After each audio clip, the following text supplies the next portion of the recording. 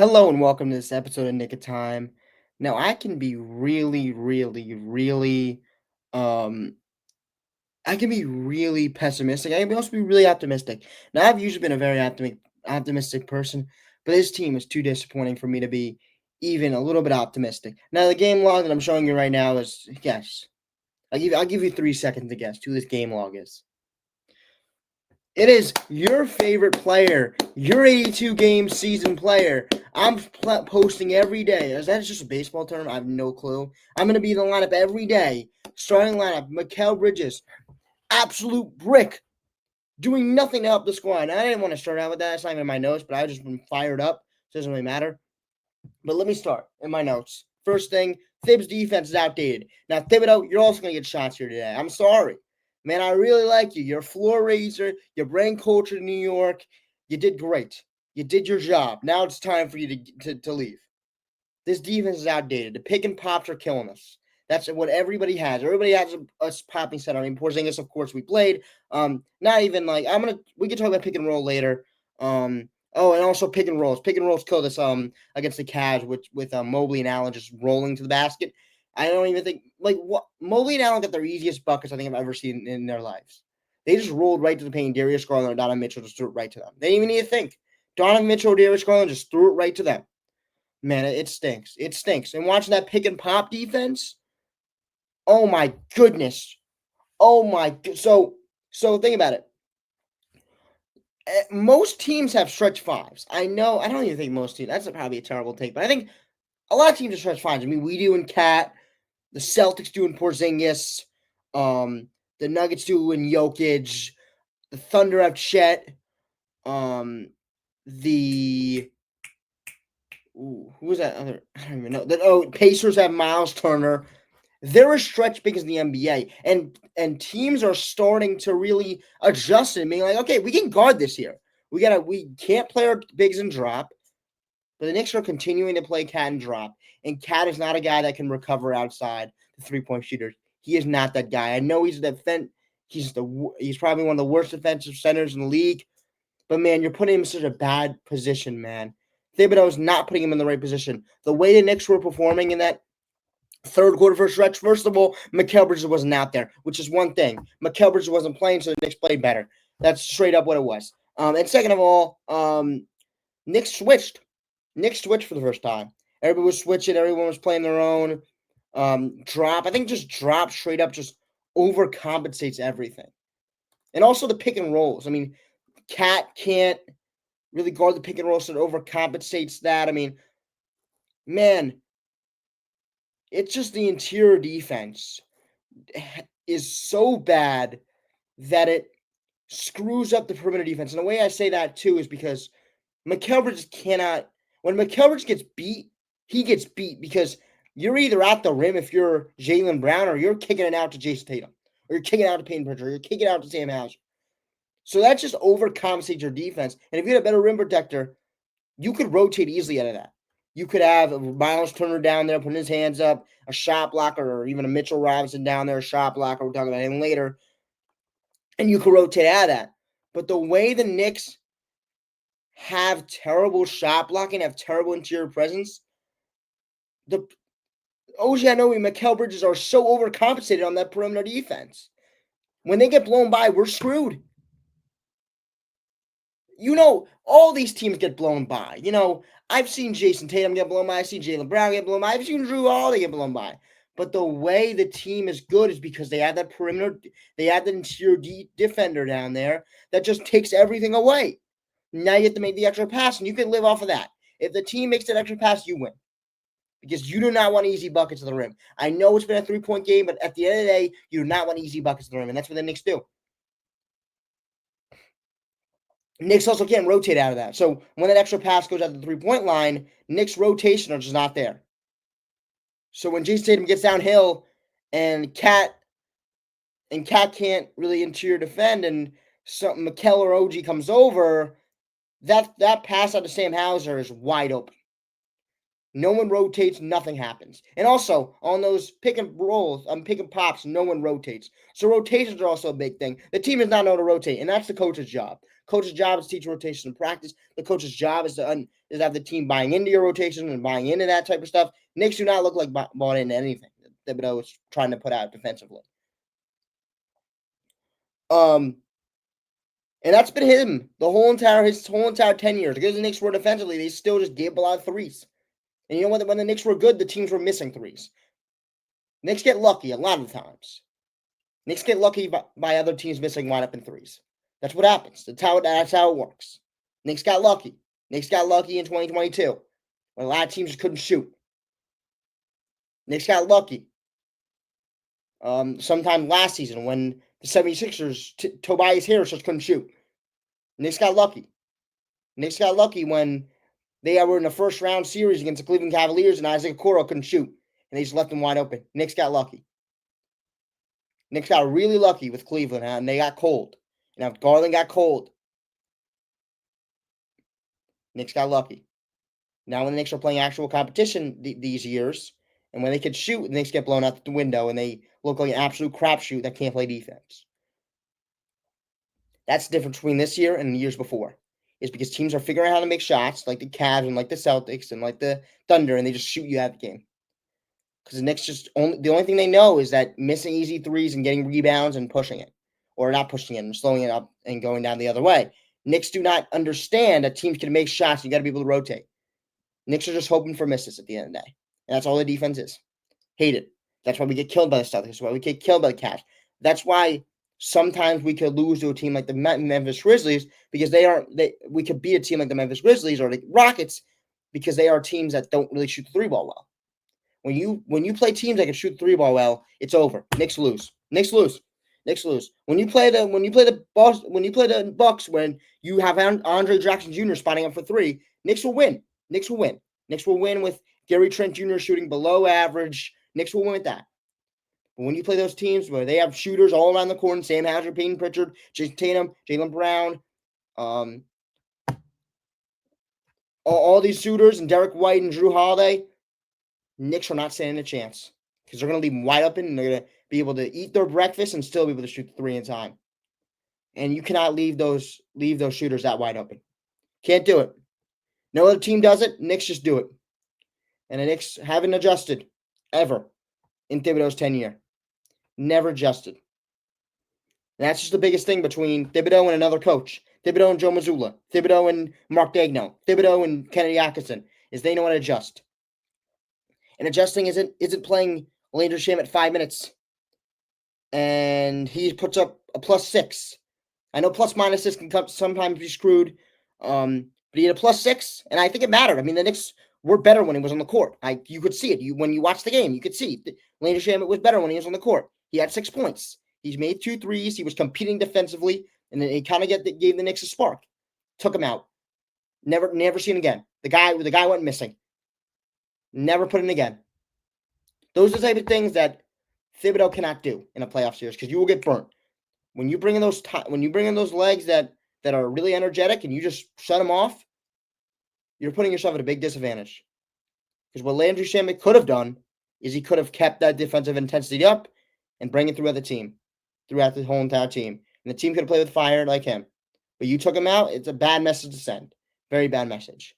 And not even letting him get another chance to play again, it's just another bad message to send.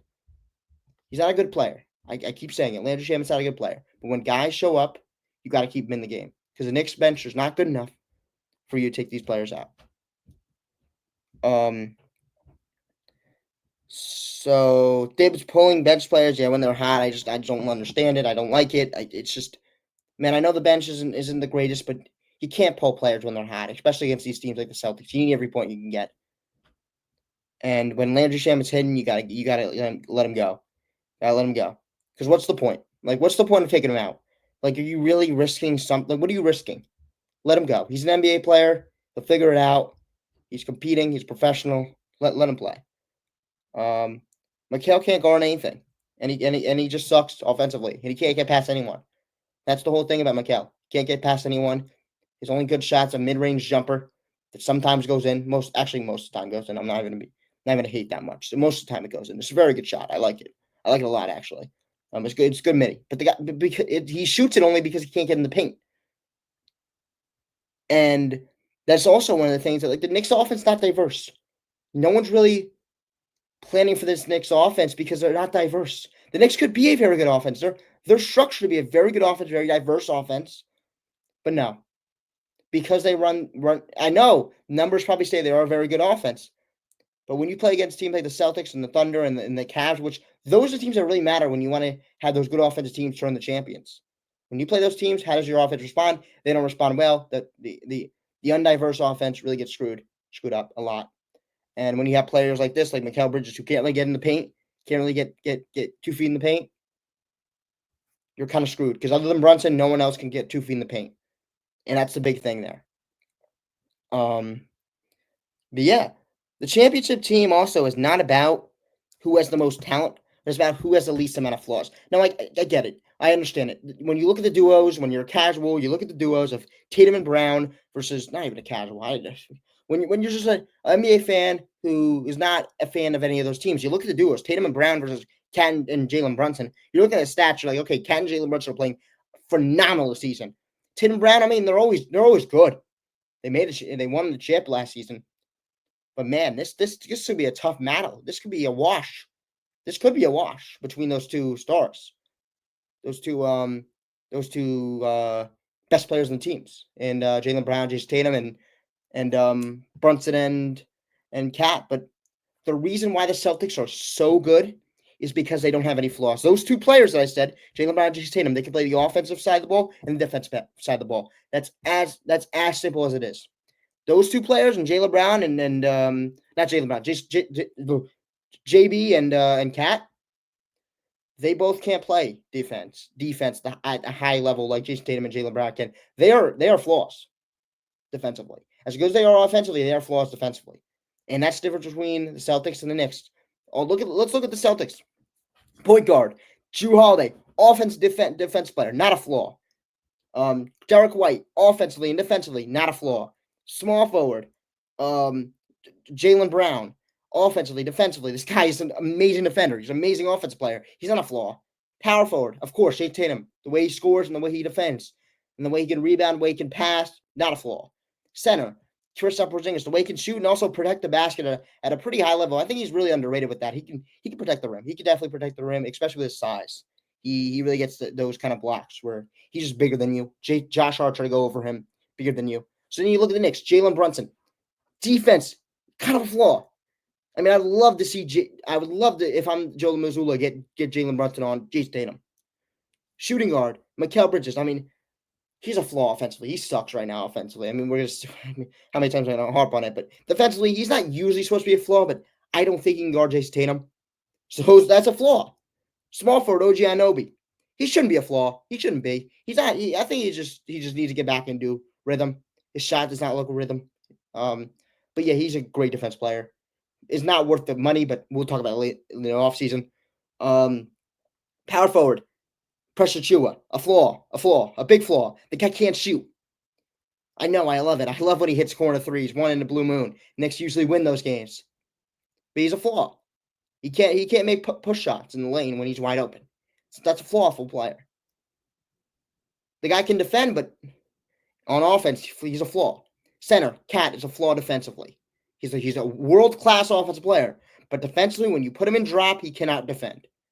Maybe on switches he can defend a little bit, but he's still a flaw at the end of the day. So that's the breakdown of those teams. Okay, let's screw the matchups, but the breakdown of the starting fives for both teams. One team has a bunch of flaws, and the other team has a flawless team of offensive and defensive players, of all two-way players. And I get it. Not every player can be a two-way player, but when you want to be those championship teams, you got to have everyone being a two-way player, especially if that's the team you want to beat. And if I ever want to match up with the Celtics, I don't think bringing in a bunch of wings does it. I think you need to have a bunch of two-way players.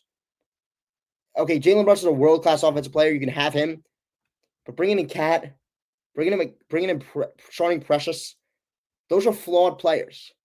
You can't have that on your team, especially if you're trying to go and beat OKC, beat Cleveland, beat Celtics. Now look at Cleveland point guard Darius Garland.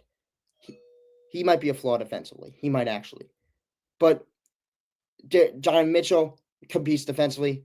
That DeAndre Hunter, great defender. Max Strus, good defender. He can shoot the three ball. Does both. Evan Mobley, world class defender, world class rebounder, and also can really his offense game has took it a step. So I don't even think offense is a flaw for him. Center, Jared Allen, just your normal center, can rebound very well. Kind of a great defender. Just does everything you want from a center. So that's the team. And you look at that team compared to the Knicks. The Knicks have a lot more flaws in that team.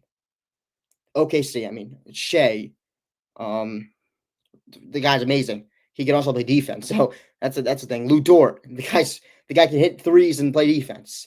Jalen Williams, defensively he's fine, and offensively he could be very good at times. Very streaky, but I think he's good. I think he's really good. Chet, the way he can shoot the ball and play defense, world class defender. He can also shoot threes. He's not a flaw. Center Isaiah Hartenstein, the man's not a flaw. We saw it in the Knicks. He's not a flaw. So when you look at those teams compared to the Knicks are way more flawed than a team like the Celtics, Cavs, or Thunder. And those are the teams the Knicks are trying to beat.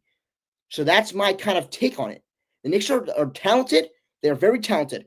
Mikal Bridges is a that's not even. Cat's a talented player. Jalen Brunson is a talented player.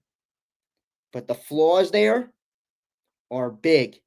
And when you play teams like the Celtics and the Cavs and the Thunder, they're going to take advantage of those flaws. And comparing to their flaws, you can't really take advantage of a lot. That's why when Knicks fans say, oh, why can't we take advantage of them like they take advantage of you? Because they don't have flaws. They're built to not have flaws. The Knicks are built flawful. They're built with a bunch of flaws. And that's why the Knicks won't get there. It's because they have a bunch of flaws. That's my whole rant on that. It was a good I saw this by a beat writer who said that. I don't remember the name.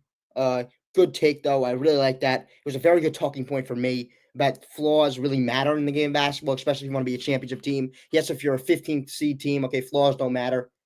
Really, they don't. But when the Knicks want to be that team that they're striving for, they cannot have flaws. It's a big thing. Now, too small. That's another flaw. The team has a big flaw, and it's too small. In that game, you want to play Bacom Dadier. You want to. I know it stinks. I mean, the guy's a rookie. Tibbs doesn't like to play rookies, but you have to play him. Screw it. Why not? I can't have Payne guarding Jaylen Brown in the post. Can't do it. Can't do it. I just cannot do it. If I'm Thibodeau, I cannot watch that. I gotta put up Bacom Dadier. I gotta see what he can get, and he's at the end of the day, he's playing for minutes, so he'll give you as much energy as you want. Need more height in the perimeter. That's why the Knicks should have been more aggressive getting that backup wing. Doesn't even need to be a good backup wing. Can be Javonte Green. Can be somebody else. Can be another backup wing that's really mediocre. I mean, what's another? What's another backup wing? I don't even know off the top of my head, but other backup wings in the NBA, you could have went out and got that can spell Josh Hart some minutes and also is big. Because look at the Knicks. Mikel's not that big of a player. He has long arms. He's 6'5". Then you have OG who's big, but then the rest of the wings. I mean, Josh Hart's a small wing. Precious is something. I don't even know what position he plays. So yeah, I mean that's the whole thing. And the Knicks don't have a lot of wings. Knicks do not have a lot of big wings. So that's gonna kill him. But hey, Mitchell Robinson, optimism. He's gonna be back this week, which is good. Very good for the Knicks. He can rebound. He can rebound. When the Knicks are missing shots, they need to get on the board. The Knicks are really not being able to get on the boards right now. So whenever Mikel misses his threes, there's really no way the Knicks can get it back. So it's gonna be good for him. Extra opportunities are big. The Celtics were dominating us with extra opportunities. I felt like I'm just getting extra. Rim protection, big. He'll be big rim protecting because he'll be good back there. I think you can move Cat to the 4. I think you have Mitch at the 5. We'll have talks about that. Maybe they want to start him off the bench. Whatever. He'll give you good minutes. He's a big center. He'll rebound. He'll play defense. He'll have Mikel and OG maybe break out defensively because they can gamble. Because they know back there is somebody that can defend and somebody that can help him out. And also, Mitchell Robinson is not no new kid on the block. Josh Hart knows how to play with him. Jalen Brunson knows how to play with him. OG knows how to play with him. Maybe not Mikel and Cat, but Cat's been playing with Gobert, so he understands, and he's very happy to see him back. Can't wait to see him play. It'll be fun. So that's going to do it for this episode of Nick of Time. Hopefully you guys enjoyed. Peace, have a nice day, and let's go Knicks.